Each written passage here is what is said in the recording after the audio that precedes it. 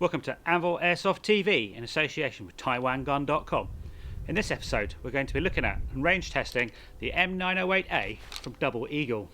This is a replica of the new Ergi carbine that's being used by US Green Berets. Keep watching to find out more about it, take a look inside and see just how far it can shoot.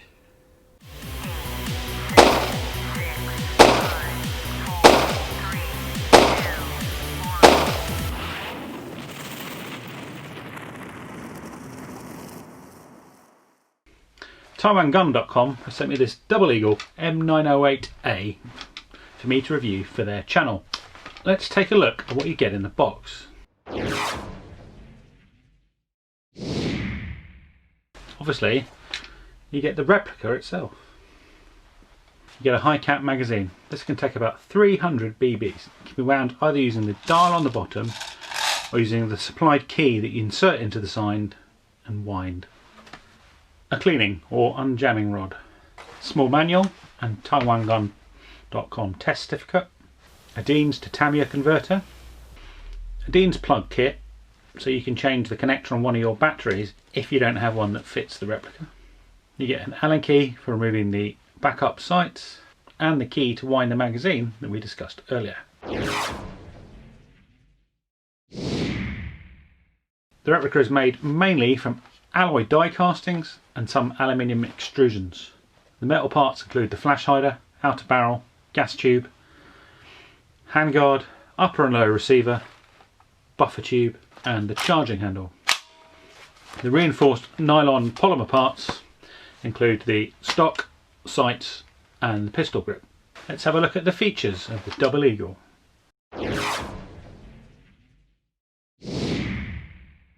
Starting from the muzzle end, we have this surefire style 3-prong flash hider. You can remove it using this grub screw here. It takes a 1.25mm Allen key.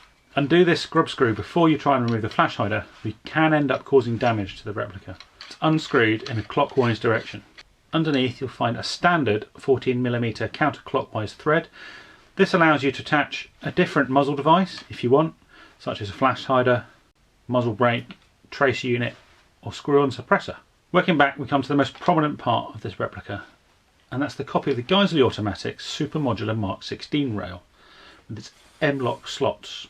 The rail is long and slim and features M-lock slots on 5 of the 6 sides and a standard 20mm M1913 Picatinny rail on the top. The real Mark 16 rail was used on the Ergi or Upper Receiver Group Improved. This was adopted by USASOC or United States Army Special Operations Command, they're most commonly known as the Green Berets, as a replacement for the upper receiver on their M4A1 rifles. The choice was heavily influenced by civilian competitive shooting, as it's much slimmer, lighter and more comfortable to hold than the existing Daniel Defense rail. However, it retained enough strength and stiffness to allow accurate mounting of illuminators, laser designators and optics. All things that are really necessary for the modern warfighter. It's very comfortable to hold and allows the use of modern shooting techniques like thumb over bore and C-clamping. Here I've attached a couple of real Magpul M-lock accessories. These mount really well and lock up super securely. The rail is well made and fits securely on the carbine. If you want to remove it, you can do so using a Torx T30 driver. You will also need to back out the anti-rotation grub screws with a 2mm Allen key. There's one mounted just here and another in the same position on the other side. The main pins are captive in the rail so you can't lose them. Just be careful of this plate on the other side that they screw into, as this can come loose and fall out. You don't want to lose that. Once you've undone the 2 anti-rotation grub screws, you can just slide the rail off. The barrel nut is really nicely made and well machined. Under the rail is another really interesting part of this replica. Double Eagle have gone to the trouble of replicating the mid-length gas system as featured on the real Ergi. Mid-length gas systems are longer than the standard carbine length gas systems, whilst being shorter than a rifle length gas system. On a real rifle, compared to the standard M4A1 with its carbine length gas system, this allows for a softer shooting and more reliable carbine in extreme conditions. Whilst the barrel profile isn't completely accurate to the actual carbine, I'm still really impressed that a manufacturer has gone to the trouble of putting a mid-length gas system onto a relatively low-cost airsoft replica. Well done, Double Eagle. Moving back, we come to a standard M908A flat top receiver with a top mounted rail. We have a single-sided mag release and a single-sided fire selector. Fire selector has 3 positions: safe, semi-automatic and fully automatic. However, the automatic can be programmed to fire a number of shots in a burst, and we'll get onto that in just a minute. Double Eagle also comes with this straight bladed trigger and this Magpul style grip. Both are very comfortable to use and make the rifle really nice to fire. The charging handle resembles a Geisley ACH or airborne charging handle, but doesn't have the separate articulating levers. Again, this is a really nice aesthetic touch and I'm really glad they included it. Pulling the charging handle back gives you access to the rotary style hop. The carbine features flip up, back up sights. These are made of polymer and they can be adjusted for windage at the back by turning this dial and elevation at the front by turning this dial. They fold down and stow very securely. The collapsing SOT mod style stock has 6 positions: fully in, fully out and 4 intermediate positions, so you can adjust it to your length of pull. It features a large battery storage compartment and is wired to DINs or TPLUP. There's plenty of room for large split pack lipos in here, so you can play all day and don't worry about your battery running out. As shown earlier, there is a DINs to mini Tamiya converter included in the box in case you don't have batteries already wired to DINs or TPLUP. The Double Eagle is fitted with an in-gearbox MOSFET called the Falcon fire control system. This can be programmed to fire a number of shots in a burst when in fully automatic for trigger sensitivity, and you can set it to have a binary trigger that fires on both when you pull and release the trigger.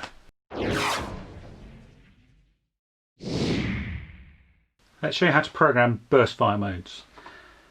Put the fire selector into the safe position and pull and hold the trigger until you hear 3 beeps.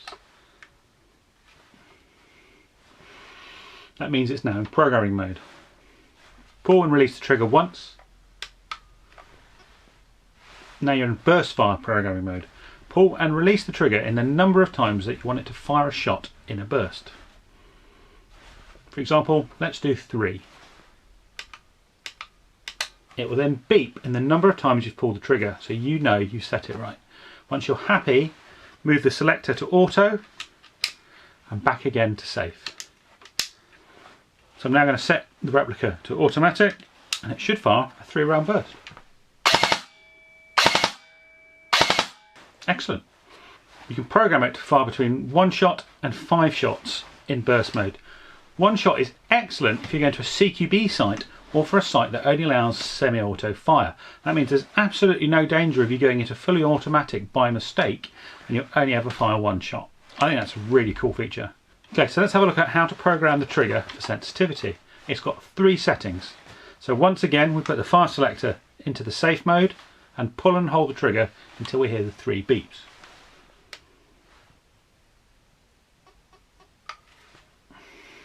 Now we press and release the trigger twice.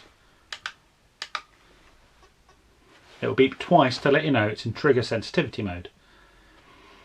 Again, we pull and release the trigger a number of times. 1 pull is the most sensitive, 3 pulls is the least sensitive. Let's try 1 pull. It will then beep in the number of times you've pulled the trigger. Once you're happy, move the selector to auto and back again to safe. So that's now got a pretty sensitive trigger, and certainly more sensitive than it was when I previously fired it. You can also set the replica to shoot in binary mode. This is when it fires when you both pull and release the trigger. A lot of sites won't let you use this, so check with your gaming site if they're happy for you to do so. To do this, we once again put the replica into safe, pull the trigger and hold until we hear the 3 beeps. Then we press and release the trigger 3 times. Once we hear the 3 beeps, we know it's in binary mode. We can set the programming by going to auto and back again to safe. Let's put the replica on semi and see what happens. To turn off binary mode, we do exactly the same. Put the replica on safe, pull the trigger and hold until we hear the 3 beeps, press and release the trigger 3 times, set the programming by moving the selector to auto and back to safe again, and now the trigger should have reset to normal. So that was a quick look over the features of the Double Eagle M908A.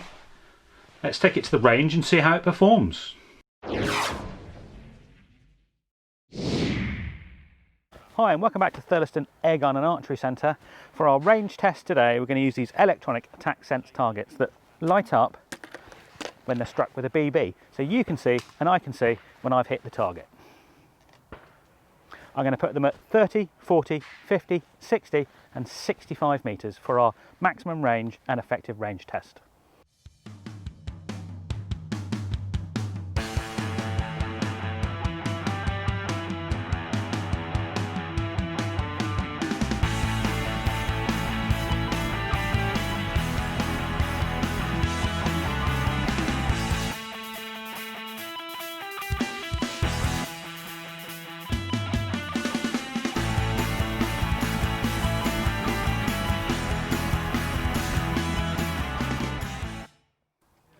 So I've got TaiwanGun.com have sent me some BLS precision BBs to run through the Double Eagle. I've got 0.25, 0.28, 0.3 and 0.32. We're going to shoot for maximum range and effective range. We define effective range as the ability to hit 5 shots out of 10 onto a torso sized target. So that's what our effective range will be, and the maximum range is literally just as far as the BBs will go without firing them up in a ballistic arc.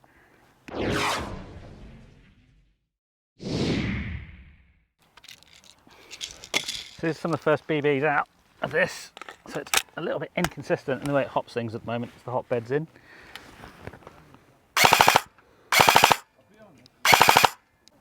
Okay, we're going to do a chrono.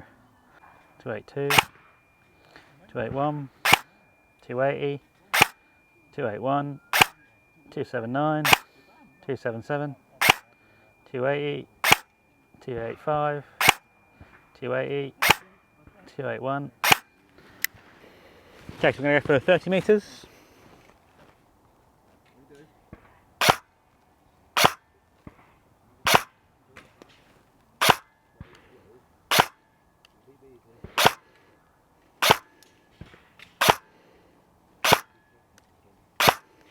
Okay, that's 30 metres. Let's try 40.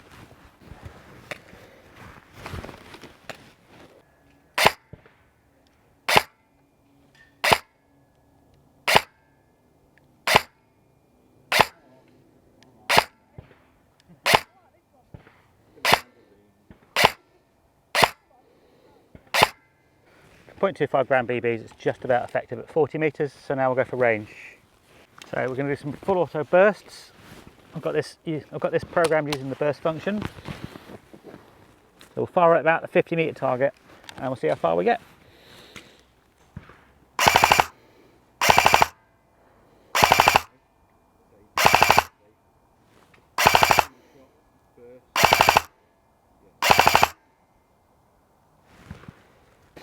So the 0.25 gram BBs, we got an effective range of about 30 metres, possibly 40 metres, and a maximum range of 47, 48 with the odd one flying out to 50. So now we're going to move on to 0.28 gram BBs.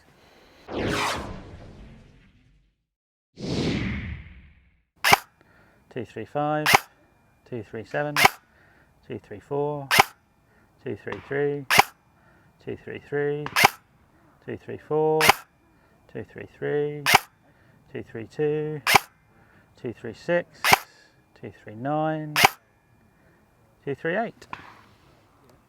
Effective range test.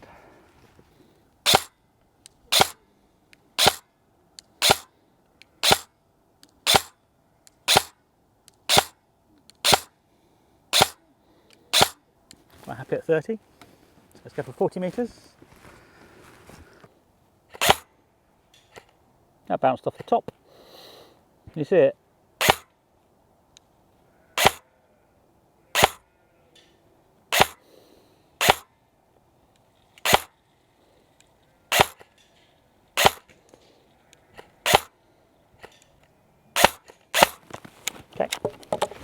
So it's pretty effective at 40 metres.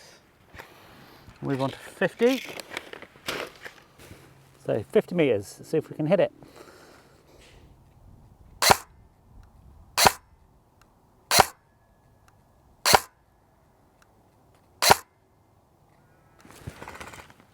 Okay, so it looks like the effective range is 40 metres. We'll just check for maximum range now. I could hit the target at 50, but not consistently.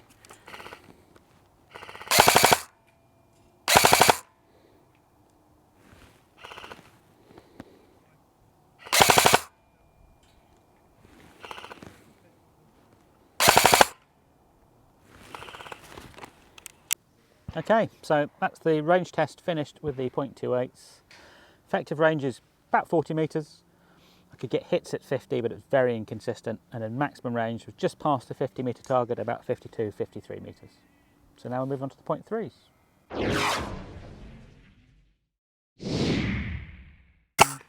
214, 210, 211, 212, 207, 210, 208, 211, 210, 211.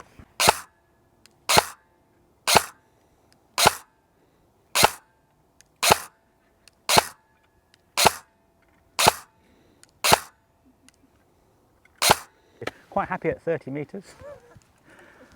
40 metres.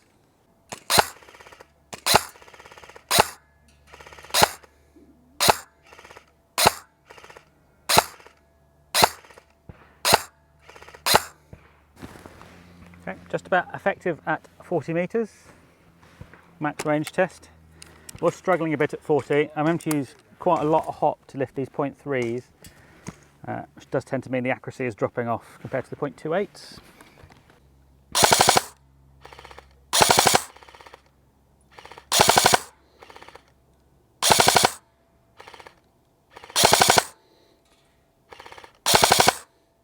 So maximum range 54, 55 metres.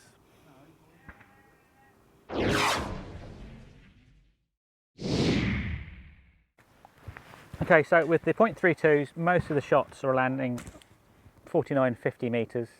BBs are falling out of the sky to hit the target, which is why it's very hard to land a shot. Some of them were going 53, 54, but most of the shots are about 50 metres.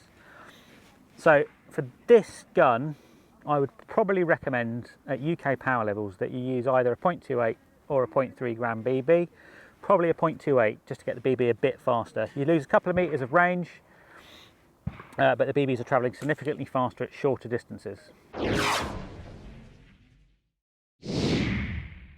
Okay, so we're going to do a 30 metre range test, 30 BBs. We're going to use the 0.28 gram BBs as I think that's the one that's most suitable for use at UK power levels. Got a target out at 30 metres. Let's take 30 shots and see what we get.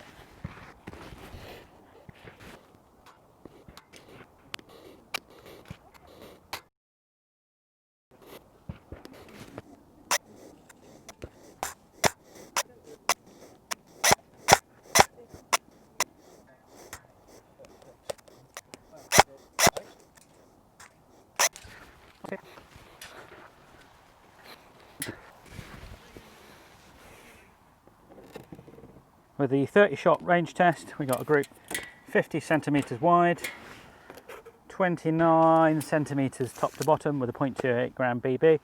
I think in these conditions, which is pretty still, a bit gusty, this is pretty representative of the accuracy that we got out of the gun. Let's take a look inside the Double Eagle M908A. See what makes it tick. Just slide it backwards. So this is the barrel, rotary style hop, nice crown, standard bore barrel.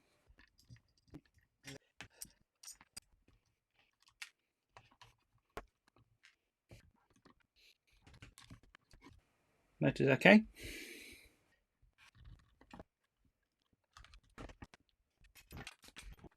So it looks like the fire selector positioning is done with optical sensors. Steel bearing QD spring guide, so I can get the spring out the back of the gearbox.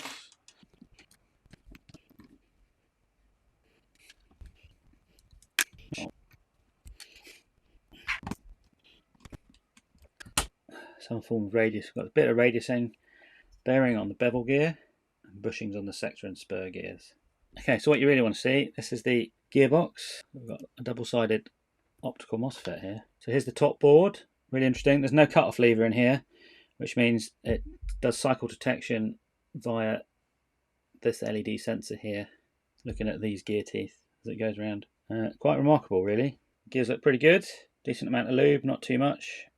You've got to be quite careful with optical sensors like this, that if you put too much lube on, you can knock the sensor. But okay, that's your sector gear, bevel gear, spur gear. So these sensors by my thumb are what do the trigger sensitivity. So there's a look at the MOSFET board. So the cables have been, looks like they've been hot glued in. Okay, let's have a look at the shimming.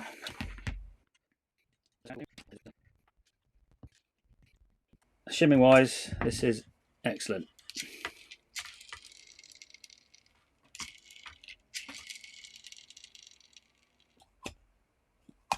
Good compression.